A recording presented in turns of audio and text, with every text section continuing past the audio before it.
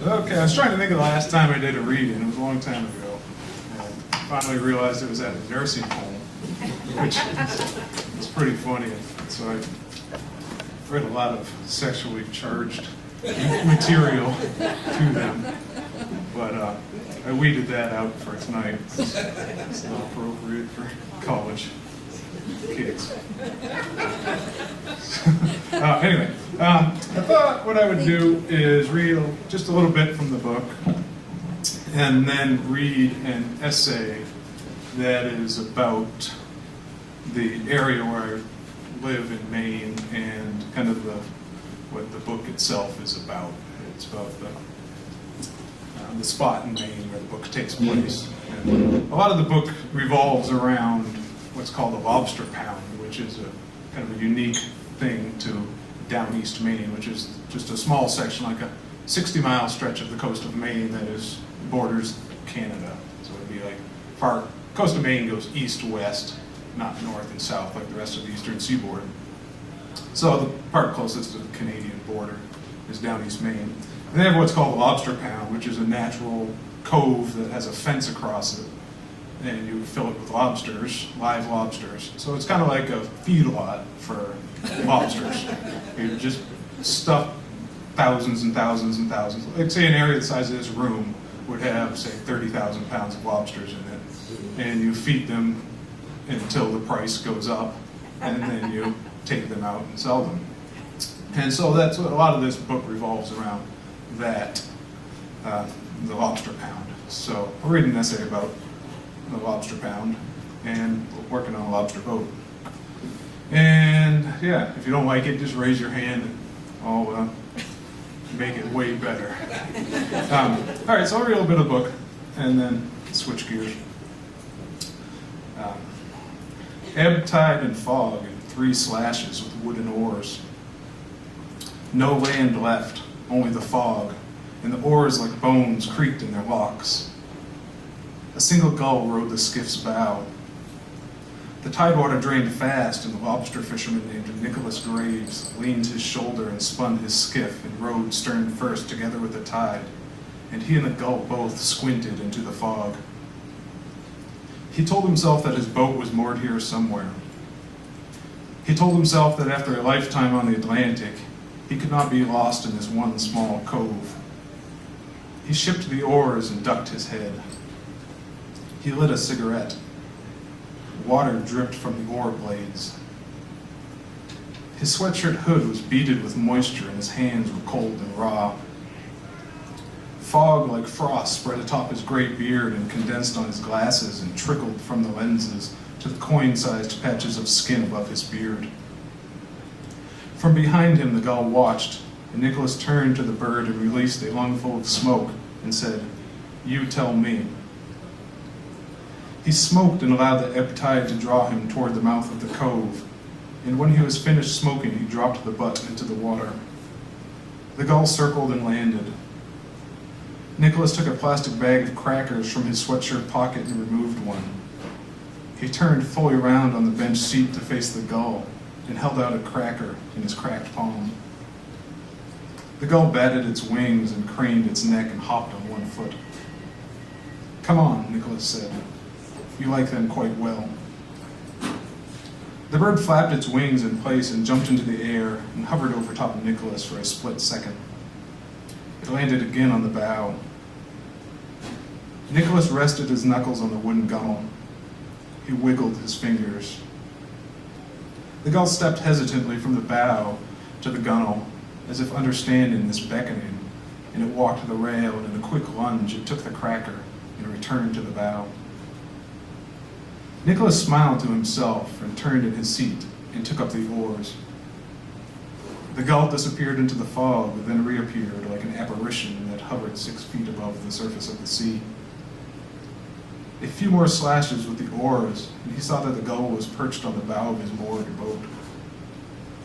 Then the entire hull shape of the boat emerged, like the body of a centaur beneath a gull head. Nicholas rounded the boat and tied the skiff's painter off to the pot hauler and climbed aboard, and thought unremarkably that he'd done this same thing too many times.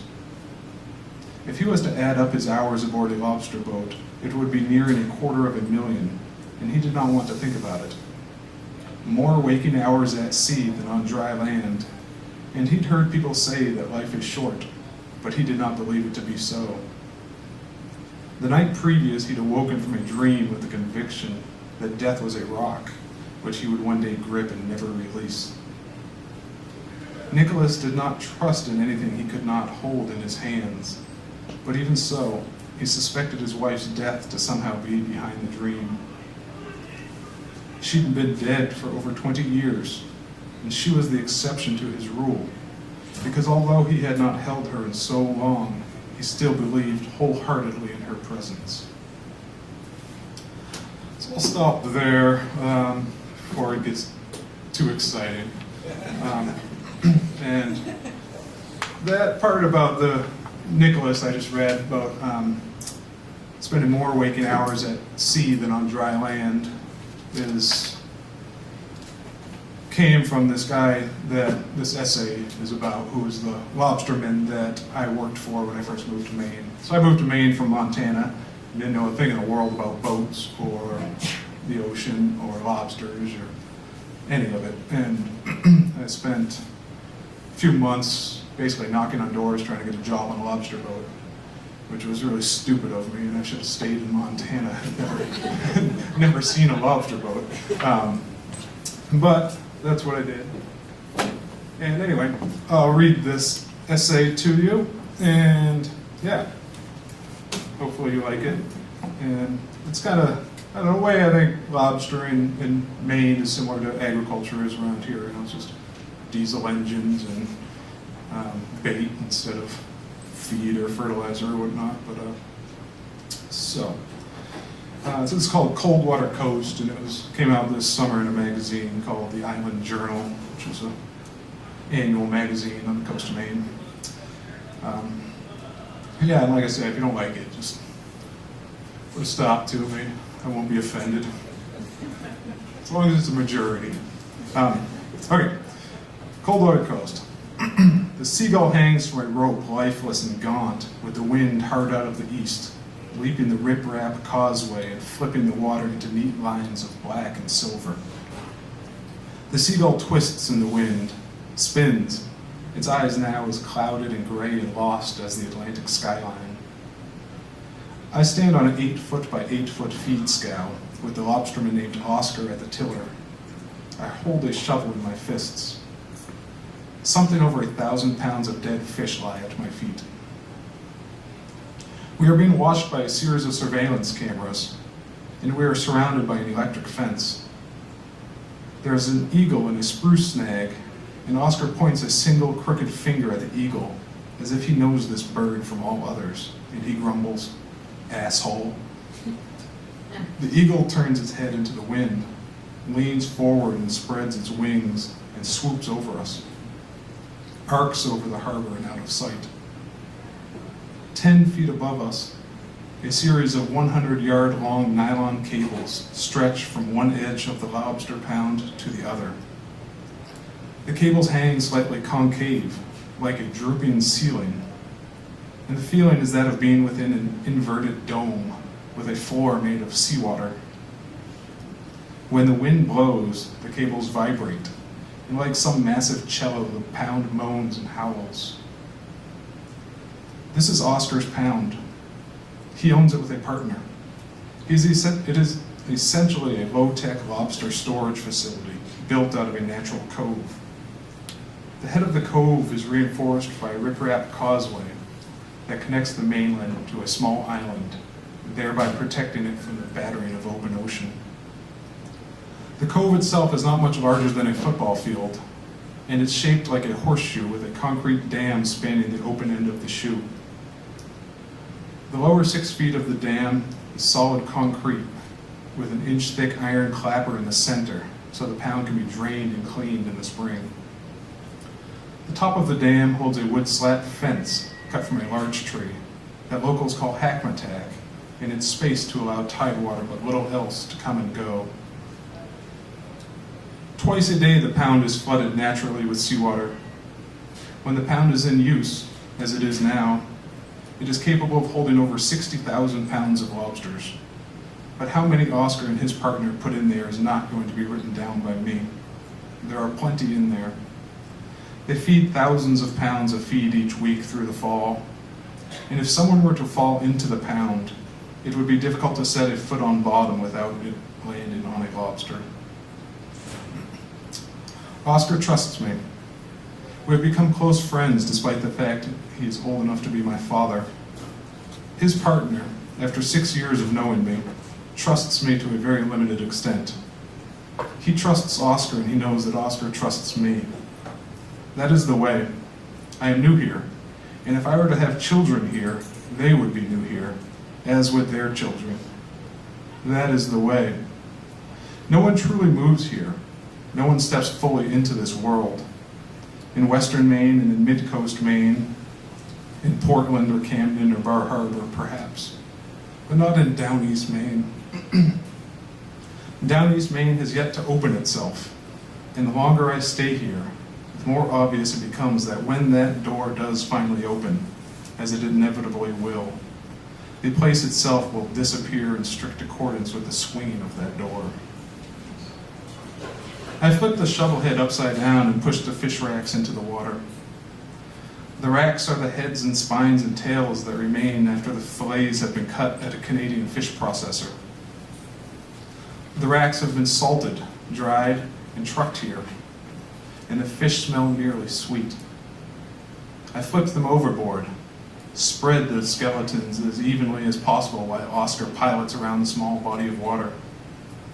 When he turns the scow side to the wind, we catch an earful of cable harmonics, a soft hum that rises and falls as the wind gusts and calms. Oscar shouts. It's a loud sigh. Ah. I'm at the bow of the feed scow. It's more a raft than a true scow. It has no sides, no gunnels, and only an inch of freeboard, depending on where I stand. Water slops up to my ankles as I turn and look at Oscar. He holds the tiller pinched between his legs, and his arms are stretched high. He's wearing bright orange insulated rubber gloves, and he's working his arthritic fingers as if guitar plucking the overhead cables. Far above, a half-dozen gulls tilt and soar on shafts of wind. Oscar has a white beard, and the arms of his gray sweatshirt are cut off at the elbows, revealing hard red salt-sore skin. His hood is up. He wears black wristlets, and in that instant he reminds me of Sharon. Jesus Christ, John, he says. It's beautiful, isn't it? Goddamn beautiful. Listen. His voice is urgent, nearly pleading, and his face is half shadowed beneath the hood, and I see a slight glistening in the one exposed eye. A moment passes. He grunts and grabs the tiller and turns the scow, swallows, and we resume feeding the lobsters below. And there are plenty of lobsters below. There are tens of thousands of lobsters below. Oscar was born here, raised here, and he fished here most of his life. But he calls himself a half-breed. His mother was from away. His father was a wharf owner and World War II hero whose lineage dates to the first wave of settlement in the harbor where Oscar lives. He met Oscar's mother in Boston just after the war, and she too was different. She drove hours to take Oscar and his siblings to the library in Bangor to be sure they learned literature. She taught them music and art, and though Oscar's early schooling was in a one-room schoolhouse with a wood stove in the corner, he went to Hebron on a scholarship, then to Wesleyan on another one. But academia didn't take, and he bailed. By then, he'd gotten a taste of a world without lobsters and bait and fog. There were girls and jazz and drugs out there. He took off in a Packard. That was the 60s. He went south to Florida, then on to New Orleans, to New Mexico, to California, Big Sur in San Francisco, and up the coast, and years disappeared, but eventually he came home. He began lobster fishing again, and he never stopped.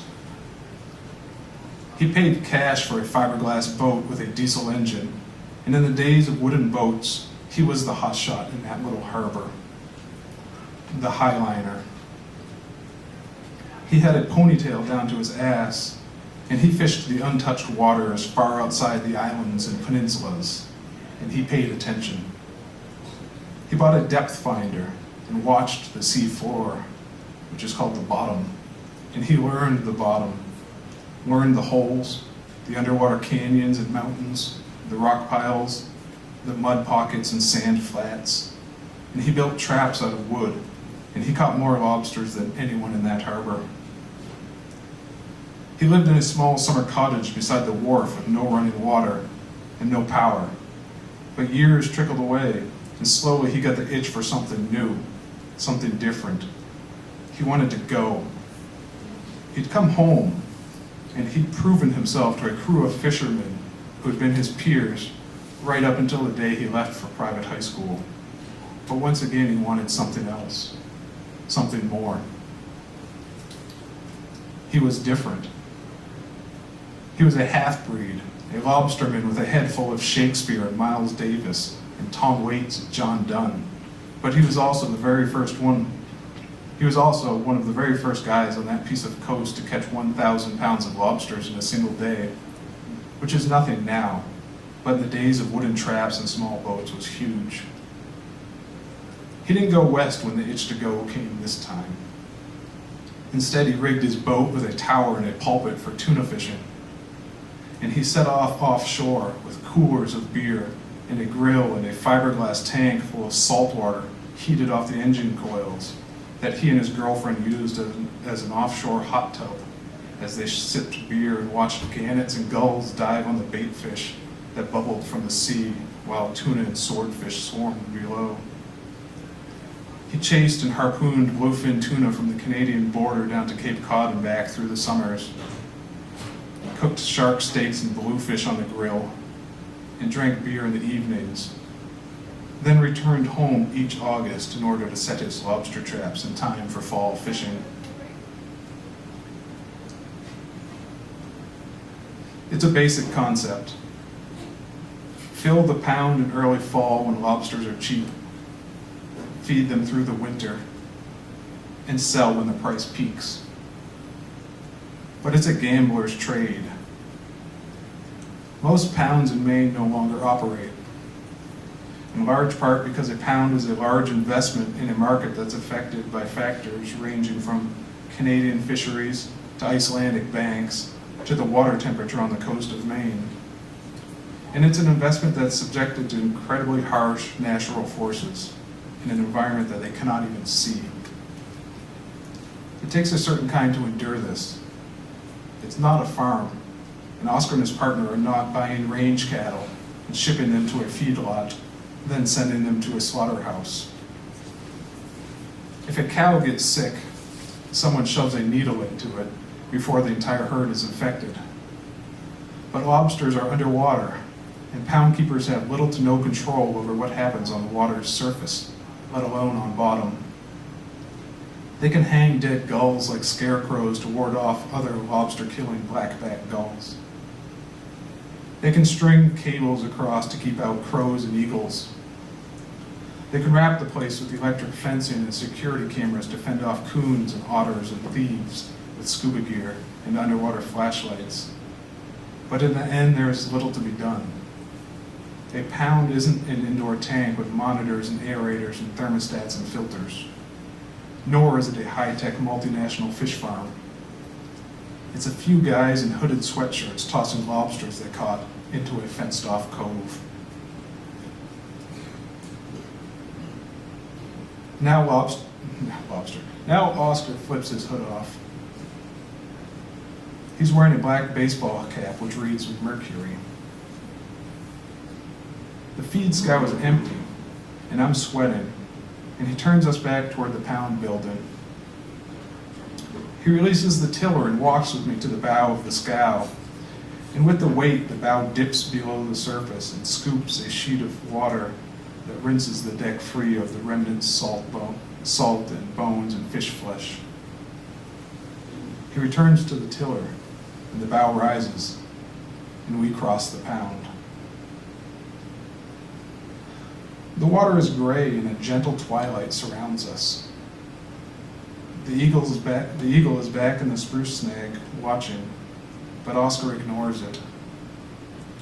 We sit in his truck in front of the Pound building. We smoke cigarettes. I drink beer. He drinks vodka. We watch the water. This is our routine.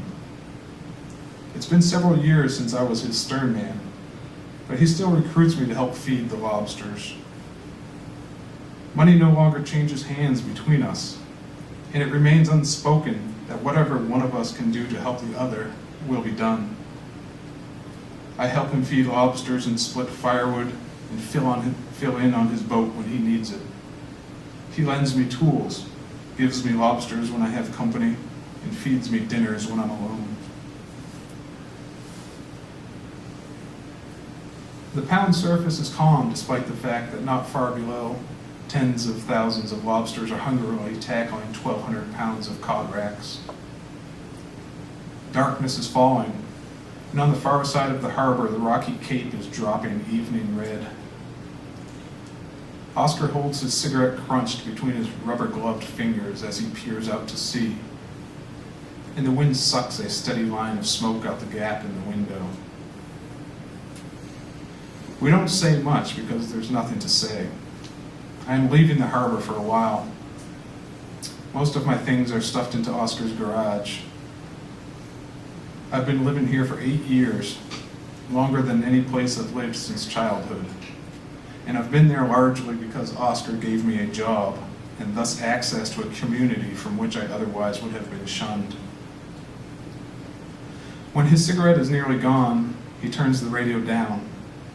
It's Jacob Dylan, the same CD that has been stuck in the player for 2 years now. "You know what, Mr. Man?" he says. Then pauses, and in that quick silence, I hear the hum of the Pound cables like something on the back of my neck. Then he sighs, and his shoulders and chest drop. He sucks beads of vodka from his mustache. "This ain't bad," he whispers. "This right here. Feeding the bugs, watching the sunset. Where would you rather be?" I nod to him and say nothing. There is no answer. We both know why I have to leave. It's the same reason he left. The same reason he rigged his boat with tuna gear and took off each summer when he was my age. And I'm grateful that he hasn't made me try to explain it. So I wait and secretly hope that he's come up with some solution that will enable me to stay here forever. Did I tell you I caught a codfish yesterday? The thing is beautiful. He was absolutely gorgeous, coming up in my trap. Christ, his belly looked like the sky, deep, opaque, fucking endless. He makes a motion like simulating an explosion with his hands, and the explosion stems from his temples, as if he cannot fathom the codfish. I've seen him make the same motion when listening to Lang Lang, or Miles Davis, or reading certain poems out loud at his dinner table, or even watching something closely. A spider, a dragonfly, a gannet, a sunset. Then he grunts, clears his throat, grins a child's grin. So I cracked him on the skull and put him in a bucket of seawater. He reaches slow into the back seat and grabs a plastic grocery bag. He sets it between us and carefully unfolds the bag and fishes out a beer. He opens it with an opener from his dashboard and hands it to me. He's got one more beer in there, and it's wrapped together with a blue plastic ice pack. He refolds the bag and sets his gloves on top of it. I woke up thinking about that codfish last night. I couldn't sleep after a dream like that. He was in my dreams, Mr. Man. Goddamn codfish dreams, Oscar says. I'm getting old. I used to dream about tuna. That's a power animal. You see them rip through the water out there and you never forget it. Cod are goddamned ground fish bottom feeders. That's where my dreams have gone. So I got up and sliced him and salted him and went out to the shop and got my drying racks out. And then I called my old friend Don, because it was already 4 in the morning, and he should be awake. You know what he said? He told me that monarch butterflies take several generations to get where they're going. Then he hung up. Oscar leans his head back and laughs, a quick bark of a laugh that turns into a full chest rumble. I sip my beer. 4 in the morning, my hands smell like codfish, and I got codfish in my dreams instead of tuna, and he tells me that. Several generations. My father used to tell me to take care of my feet and never miss a chance to take a piss. With that, he starts the truck and slowly backs up without turning his head. His gaze stays transfixed on the pound, as if he's seen something that I am not. And I suppose that after looking at this same spot for nearly 65 years, he is. He turns the truck around and eases down the dirt road, onto the pavement and up the hill, then down the long driveway to my house. He lets the truck idle as we both get out. Then he nods and says, "I couldn't have done it without you." He puffs his chest and sighs.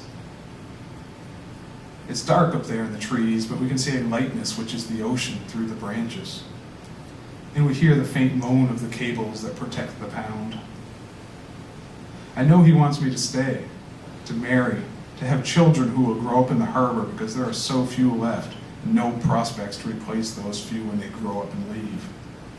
But he doesn't mention wives or children to me now, only looks down at his rubber boots, shakes his head and exhales slowly and loudly, then grins beneath his white beard, makes a slight gesture with his hands to indicate that probably we should hug.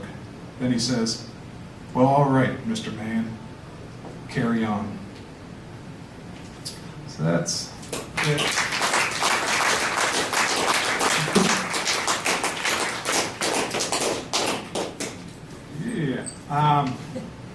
Yeah, so that's kind of, that guy working for him was where the book came from.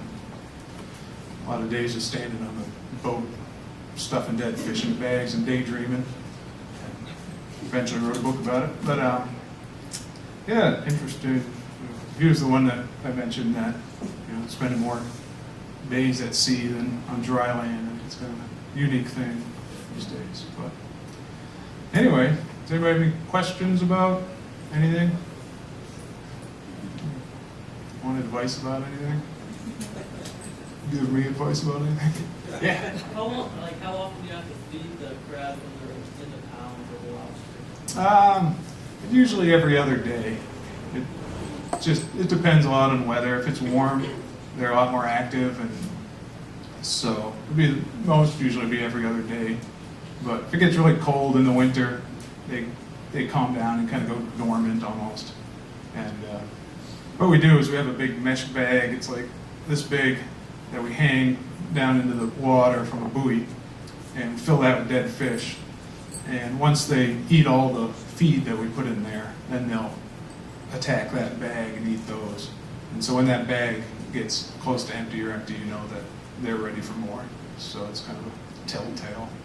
But if it freezes, if it gets cold enough to freeze the salt water, you get a skim ice over it, then they just go into hibernation, which is what all these guys, pound owners hope for, is ice. Because the lobsters just hibernate and they don't need feed, so it saves you a lot of money. And no predators can get in and get to them. So, but then when you go to take them out, sometimes we have these big saws that we use to cut the ice. It's like almost like a rototiller, but with a chainsaw blade, like a 3 foot tall chainsaw that you walk around and cut the ice, and then you're standing on it, like pushing the ice with these big pick poles to open up the water so you can get to the lobsters. But it's quite a funny thing to be chainsawing in salt water. How big is the boat? The boat Oscar had was 36 feet, which back when he bought it in like the late 70s was quite a big boat. But now, in the last 10 years, boats have gotten much, much bigger. So now boats are 45 to 50 feet is but they've gotten much wider, and these guys like Oscar, these guys had 250 horsepower boats and diesel engines, and now they're doing 1,200 horsepower. So boats have gotten big and fast, and so yeah. Why did you publish a book without quotation marks? I don't know. That's a good question. I didn't mean to. Basically, because I'm lazy. No. When I started writing it, what is now the second chapter was the original first chapter, and it started out with just a lot of dialogue, and I just didn't put a quotation mark in that first time somebody spoke, and I continued not to. And in the back of my head, thinking, okay, once I get this book done, I'll go back and put quotation marks in, which I did do. I went through about, almost probably 200 pages putting quotation marks in, and which takes a long time. And then I left it, and I went back and looked at it, and I just didn't like it. I was like, geez, this just feels like a whole different book to me. And I don't, maybe it did to other people, or I don't know how it would affect other people, but it just seemed to change the tone of the writing to me. I don't know, I guess my head, it felt kind of, wanted to be as seamless as it could be between the narration and the dialogue. If that makes any sense. But there's a bit of a fuss with the publishing company about that as well. They weren't too keen on that idea. But it's becoming more and more popular. There's some pretty major selling books out now that are without quotation marks, like Cormac McCarthy and Louise Erdrich, or most recent stuff doesn't have quotation marks, so it's, I don't know if Louise Erdrich was copying me or not, but, I think, I mean, Cormac McCarthy's probably the first one I know of that would do that, and I wasn't really consciously thinking about him not doing it while I was writing, but, yeah. Why did you go from Montana to I don't know. I was just talking with Bonnie about that earlier. I grew up in New Hampshire and had always gone camping on the coast of Maine. And there's just part of me that was kind of obsessed with the idea of commercial fishing. And I had just finished graduate school and wasn't sure quite what to do. I went immediately from graduate school to working on a concrete crew in Maine, pouring foundations, and then I taught for a semester in Montana, and just didn't like it. I don't know, I just wanted to try working on a boat, figured I better do it before I got old or something. And then I just fell in love with the area there. It was a super rural, undeveloped part of the eastern seaboard that I didn't. And just kind of had a feel like maybe like the West did to me, really small towns, and you stand on the coast at night and look out at all the islands, and there's no lights or it's just very rural and just small town people, and I really loved it. It took me a long time to find a job, but yeah. With that job, did Oscar ever say what made him decide to give you a chance? Yeah, because, well, it was funny because I was going around looking for a job on a boat, and it's probably similar around here. I'm not sure that, it's all, just multi-generational there. These people have been, 12 generations or something living on the same peninsulas and so forth. And so I'd see a lobster boat or a stack of traps or something. Anybody I knew was a lobsterman, I'd knock on their door, and they'd ask me who I was and who my parents were and who my grandparents were, and well, you don't know anyone, But the last thing I was doing was telling them that I had an English degree. That was like, no way I'm mentioning that. And so it was the same deal with Oscar. I wasn't saying a word about English degree, but he'd been out and traveled a lot and so forth, and so I think he was more willing to take a chance on a guy that was a little bit different. And most of those guys, they'd never left the state of Maine, seriously, and a lot of them haven't left the county. And so to hire somebody they didn't know wasn't going to happen. But Oscar was a little bit more willing to take a chance. And it, I don't know, I've been working for him for a month or two at the point that he mentioned Sisyphus, you know, the Greek guy that pushed the rock up the hill and then it would roll back and then push, you know, he said he felt like Sisyphus being a lobsterman. And I knew who Sisyphus was, and he kind of did a double take. He's like, how do you know that, you know? And I told him I'd been to school for English and stuff, and he just kind of like dropped it, like, what are you doing baiting lobster traps, you know? But then we came to, you know, he fessed up that he'd been to college too, you know, it's like our big secret. Yeah, I think it's just, he was just a different sort of dude, so, lobsterman. Yeah.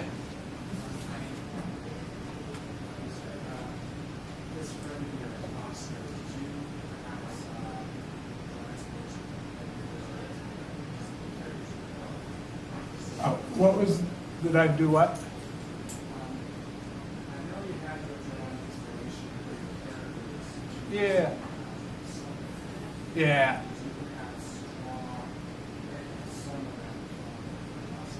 Yeah, definitely.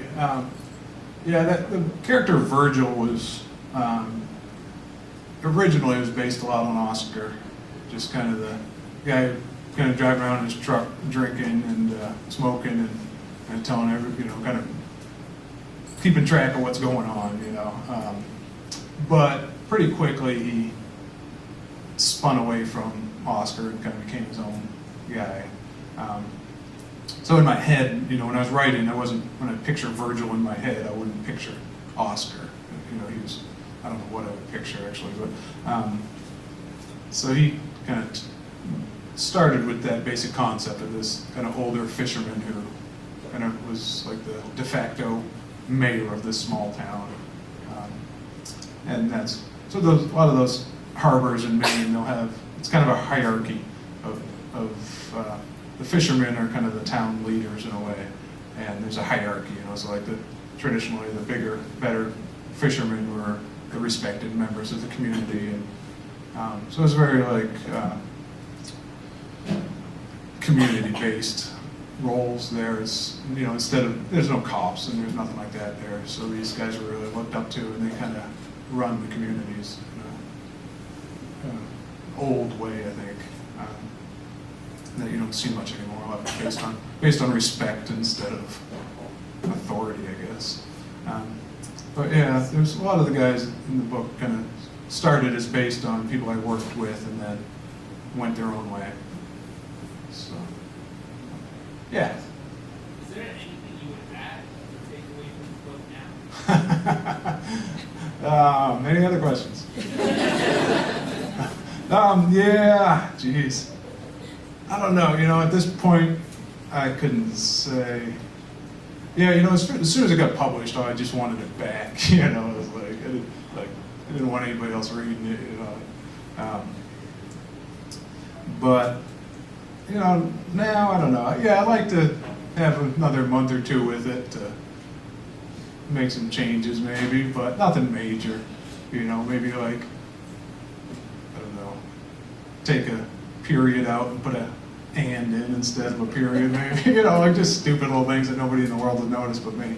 But yeah, so nothing major. I think I spent maybe 6 years working on the book, so I wrote it really fast. I wrote the book in like 2 months, and then spent 5 years editing it. So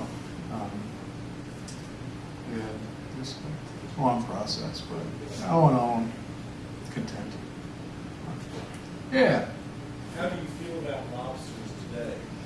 As far as eating them, yeah, you know, I started liking them actually more the more over the years than, you know, I was kind of give or take at first, but yeah, I really like them. And yeah, it's a good thing to eat. I wouldn't eat them, I wouldn't go to a grocery store and buy a lobster. I wouldn't recommend anybody else doing that. But, I mean, it's just such a different critter when you eat one that's fresh out of the ocean. You know, it's, you know, they taste like where they're from in a way. If you buy one and it's sitting in a tank in a Super Walmart, it's going to taste like a tank in Super Walmart. You know, it's, but Yeah, I think they're great. I don't know. You see people like tourists. They're paying huge, $40 for a lobster at a restaurant. I wouldn't do that, but I think there's other seafoods that are better. But, I like clams better myself. But, yeah, they're cool. Interesting animals. They don't know much about them. The lobster actually recreates everything in its body. It'll shed their shell to grow, but they regenerate everything. So they can't. There's no way to test their DNA to see how old they can get. So there's a lot that they don't know about lobsters. Their claws will fall off and they'll grow a new claw, and they're really amazing animals. But yeah, they get, they'll say they'll be 100 years old or something, but they just really don't know. It's interesting. Do you have time to write? Does that will provide kind of the lifestyle that gives you the freedom to? While I was working on the boat, you mean? Do you have time to write? Yeah. You're on the boat, but Yeah. No. Actually, no. Lobstering is pretty intense as far as time and energy. So what I end up doing, just finished a lobster season this December too, and just kind of basically kind of like look at it like you give yourself to the boat. It's like, okay, for 6 months, all I do is whatever the boat needs me to do, So, and then I have 6 months that I can write and do what I want to do, basically. So it's more of a seasonal thing, which I think works good for the way I work. I'm kind of a boom and bust person anyway. And so that sort of schedule works good, so you just spend 6 months not thinking about books, not having my head inside a bunch of characters and kind of going crazy. I can just work on a lobster boat. Things are simple. Things, I stuff bait in bags. I put bands on lobsters, and every once in a while I puke over the side. So yeah. So I like that though. The puking. I like the seasonal aspect, but I don't know. Every year I tell myself I'm never going to work on a boat again, but I don't know. It beats a normal job, I think. So yeah. Yeah. Have you ever considered writing prequels like this? Yeah. Yeah, the end of this book was so vague that people were asking me about that. And I actually sat down to do so, and I don't know, I think I wrote like 100 or 150 pages and threw it away. So I don't think so now. I kind of it took me a while to get the book out of my head, so I don't really want to get my head back into it. I want to move on to something else. But, yeah. Two questions. First of all, are you aware that you go for maybe getting a red lobster? That what? You go for maybe getting a red lobster. Ooh. But more Yeah. importantly, That's why I'm here. so speaking of the future, the villain in your book feels like he sees the future of lobster. It's not skies and lab boats. Yeah. What was the last part? Does he write about the future of lobster? Yeah, actually, amazingly so. Yeah, pretty much what my book was about happened in the last several years since the book came out, like to the harbor where I live. The pounds are still working, but yeah, lobstering, the big business is buying all the wharfs, and they're building these big indoor tank houses that they can control the water temperature, and what they do is they get the water temperature down as close to freezing. They get it down like 33 degrees or whatever they do, and it forces the lobster into dormancy, so they can store these huge numbers of lobster in these indoor tank houses where they control everything, and then they don't have to feed them, and so they can just store them almost not indefinitely, but for as long as they want to.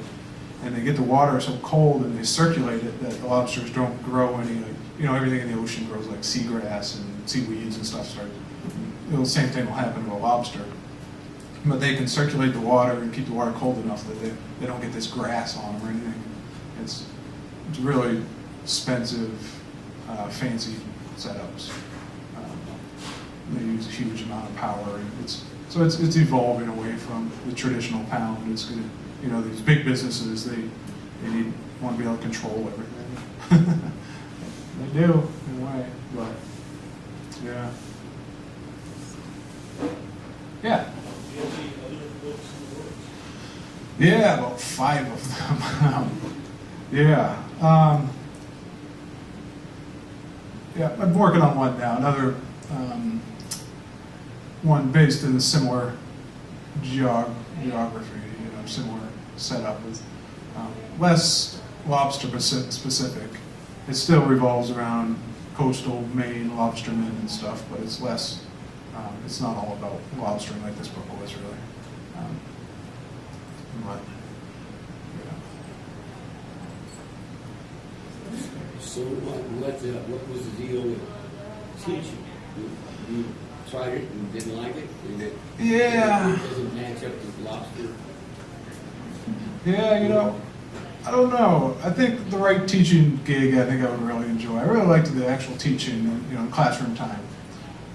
But, you know, when I taught a semester at University of Montana, just as an adjunct, it was several factors. I mean, the overwhelming one being that I didn't make enough money to support myself. So, I like being outside, and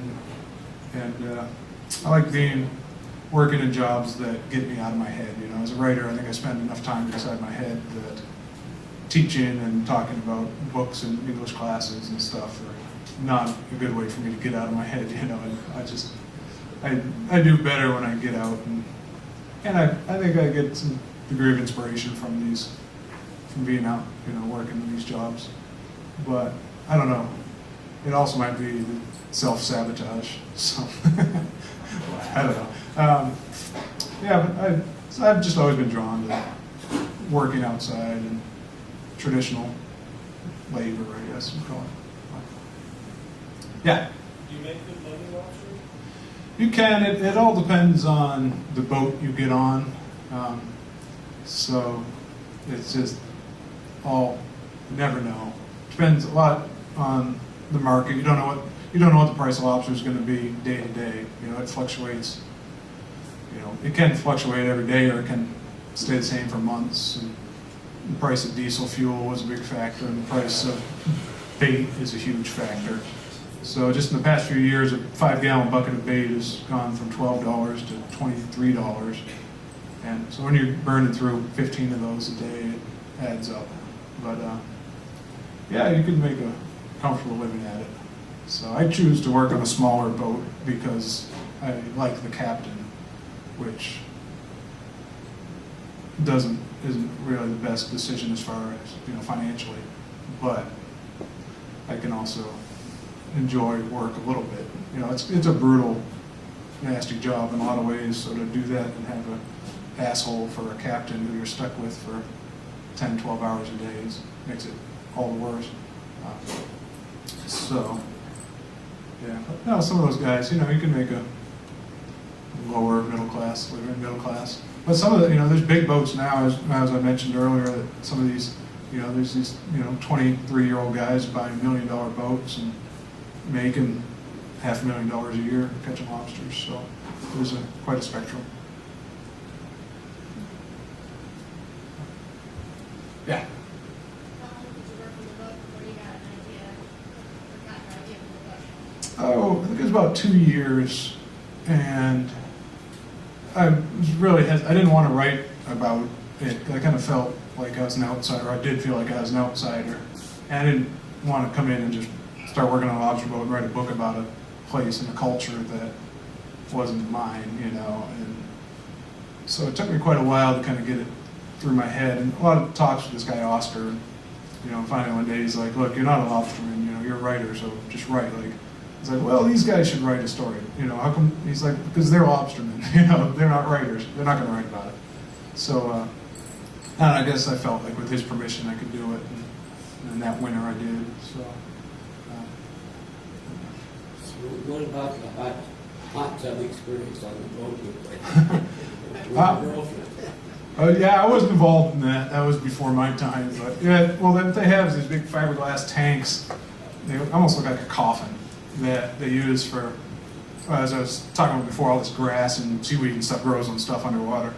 So they have these tanks and they hook them up to the engines to heat them, and they dip the traps in them, and it cooks the stuff, kills the seaweeds and stuff. And then you have these lobsters, for some reason, they won't go in the trap that's all covered in seaweed. And they're scared that there's a predator in there or whatnot. But so you got to keep your traps clean. So that's what these have, this big fiberglass tank. And so he just cleaned his tank out, and they use it for a hot tub. Just keep running cool water into it to moderate the temperature. Wow, it's pretty wild. Yeah.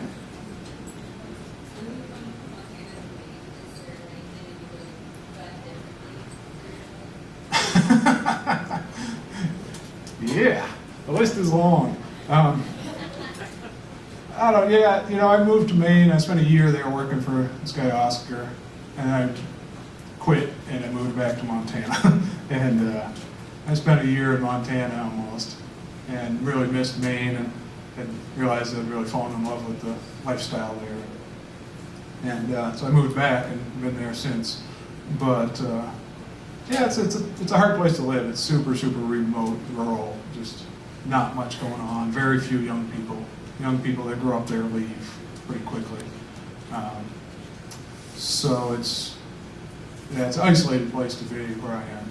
Not all of Maine's like that, just this down east coast where I am. But so it's hard to leave Montana and give up, you know, social life and you know, just pretty girls and things like that in Montana, but not in down east Maine. So yeah, so yeah, I do a lot different like that. Whatever. Yeah. It's a hard decision though, I guess. And you know, there's always part of me that like, oh, if, you know, they suddenly made a movie out of my book or something, and I'd be looking at Montana pretty hard again, for sure. But Maine is it's the lifestyle there allows me to write, which I don't think I can find as easily other places. Because I can work for 6 months there and live in a beautiful place, and then have 6 months to write or to travel. And if I moved elsewhere, I'd probably be working full time, would not have that freedom. But, yeah. The community in Maine, how did they feel about you writing a book about it? Oh, well, it was actually, this was a good learning experience for me. As far as, I was hiding that I was writing the whole time I was writing the book, except for this guy Oscar. You know, it's like my secret, you know. So I was just trying to fit in and wanted to be accepted by, you know, these clam diggers and lobstermen and stuff. And I thought that, oh, they'd find out I was a writer, and I was already a weirdo because I wasn't from there, and I'd be like totally the outcast. And so I'd be writing, you know, and for a while I was living on my sailboat for a while, so I'd be in the harbor, you know, with all the lobster boats and stuff, and I'd be sitting on my sailboat working on my book on my laptop, and you know, these guys would be going by like, you know, get up, you lazy bastard, you know, like, and I'm like sitting there writing and stuff, and they're like, you know, he's just lazy, he's not going to work. But once the book came out, you know, and I started talking to people about it, and people, you know, word got around, you know, everybody was just super psyched about it, and everybody's like, really just like, that's awesome, you know. And there's guys, you know, one guy in particular who bought the book that he can't read, you know, I guarantee he can't read. And he was just so excited to buy a book that was written by somebody he knew, and somebody that was writing about his area, you know. So, you know, a lot of these guys bought the book, and I don't know how many of them read it. And it's not that easy of a book to read if you're not a reader, and especially if you can't read at all. But, so, yeah, everybody was really, really excited about it. And it taught me a good lesson, because I was, you know, just thinking that they weren't, that they would think I was an idiot for writing, that they wouldn't appreciate it and stuff, which I was underestimating that. So, yeah. Yeah. Did anyone out there criticize your book? Not to my face. No, I really expected that, for sure. But no, I never heard any outward criticism, no. But I went to an island, went out, there's a boat that goes around, it's like used to be a church type of boat that would go around, they'd give aid to island communities, and they had a minister that would go and perform services, and they had a nurse that would do like medical stuff on these isolated island communities on the coast, and they invited me to go around and visit these islands with them and stuff, and one of the islands had a small book group, and they had me meet with their book group, and I was expecting to get just totally torn to pieces by it. Most of them were women whose husbands were fishermen, and so I was expecting them to just kind of rip me a new one, you know. But they just really liked it, and it was all positive, so that was nice. I've heard that book groups can be pretty vicious to writers. So. Yeah, anything else? Cool. Well, thank you very much for coming, and thanks for being here.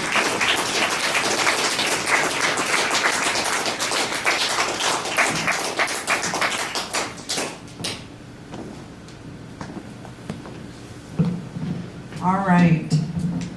So Jon will be up here. He does have a few books if anybody would like to purchase one. And if you already have a book, he'd be happy to sign it for you as well. So he'll be right up here behind us. On March 28th, I have Jonas Agee will be coming. And that reading is at 4 p.m. in the afternoon. So mark your calendars with that. And I want to thank everybody for coming tonight. Really appreciate it. Braving the cold. And please help me give another round of applause to Jon for coming.